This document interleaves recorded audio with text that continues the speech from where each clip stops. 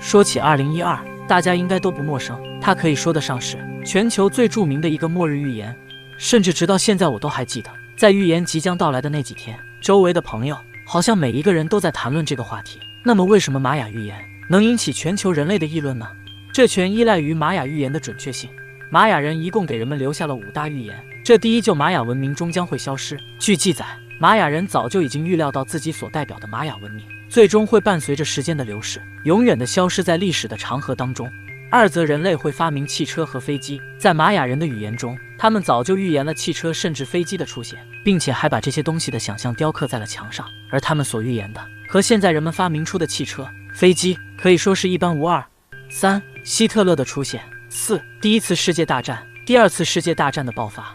这第5就是2012世界末日。他们预言，在这天太阳落下后将不会再升起，洪水将淹没一切。而由于玛雅人的前几条预测都精准地实现了，这也从而让人们对这最后一条预言恐慌了起来。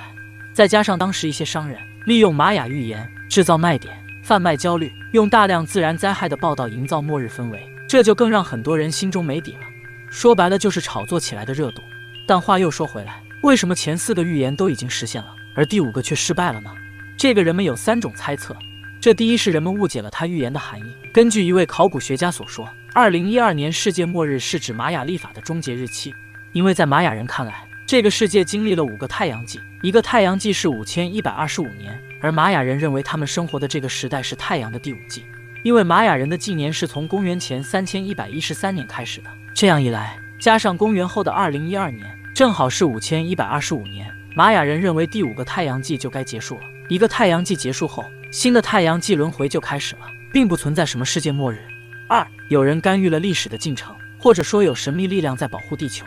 之所以这么说，这是因为有人发现1582年的10月份整整少了10天，正是因为少去的这10天，才让地球躲过了末日。当然这个说法其实有点扯，正是因为在历法的演变过程中，是有人在不断修改的，这也就导致了偏差了10天。该如何修正呢？这最直接简单粗暴的方法就是把这10天直接抹去。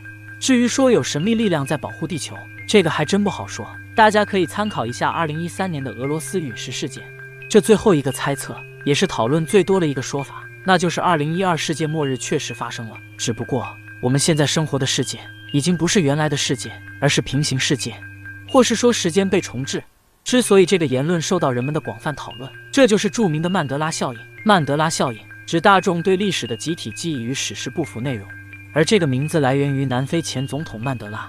曼德拉逝世于2013年12月5日，但是世界上有相当一批人坚信他曾经在上世纪80年代已经死过一次。根据这些人的描述，他们都清晰地记得，在上世纪80年代，电视和报纸都曾报道了曼德拉死于狱中的消息，甚至人们还记得他的妻子对公众发表的演讲，以及南非因他的死而发生的暴乱。